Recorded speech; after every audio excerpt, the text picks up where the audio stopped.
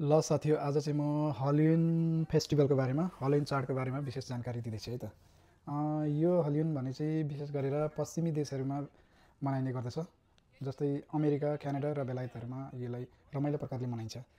खासै भन्नुपर्दा यो चाडको उत्पत्ति पुरानो सेल्टिक फेस्टिभल समाइनबाट भएको हो, जहाँ मानिसहरूले चाहिँ मृत आत्माहरू पृथ्वीमा फर्किन्छन् भनेर विश्वास गर्दथे। त्यस समयमा मानिसहरूले आगो बाल्थे र डरलाग्दो मार्क्सहरू, मान्छेका कङ्कालहरू, मरेको शरीरहरूको एउटा भनौँ न टोयहरू जस्तो बनाएर चाहिँ मूर्तिहरू बनाएर अनि घरमा डरलाग्दो पाराले राख्ने अनि सजाउने र आत्माहरूलाई टाढा राख्ने प्रयास गर्दथे।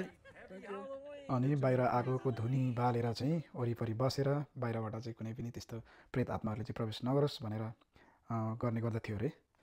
तर आजभोलि विशेष गरेर अमेरिकामा चाहिँ अलि भिन्न प्रकारले मनाइन्छ।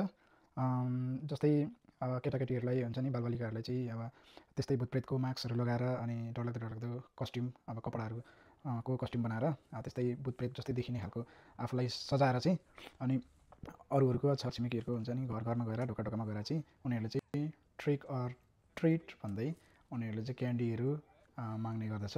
अनि त्यसरी नै मानिसहरू पनि अब त्यसरी अब केटाकेटीहरू फेस्टिभलमा आउने गर्छ। बेलुका यसरी माग्दै आउँछ भनेर चाहिँ उनीहरू पनि पूर्व तयारी भएर चाहिँ क्यान्डी स्यान्डी तयार पारेर राखेको हुन्छ। अनि ढोकामा गएर चाहिँ ट्रिक अर ट्रिट भन्दै चाहिँ केटाकेटीहरूले त्यसरी आफ्नो प्रकारले लुगा लगाएर कस्ट्युमहरू लगाएर चाहिँ विभिन्न डरलाग्दो टाइपको पोसाकहरू लगाएर चाहिँ ढोकामा माग्न जाने गर्छ। अनि उनीहरूले पनि त्यसरी आएपछि क्यान्डीहरू दिने। यो चाहिँ काइन्ड अफ कता नेपालमा मनाइने तिहार जस्तै देउसी भैलो जस्तै पनि लाग्छ मलाई।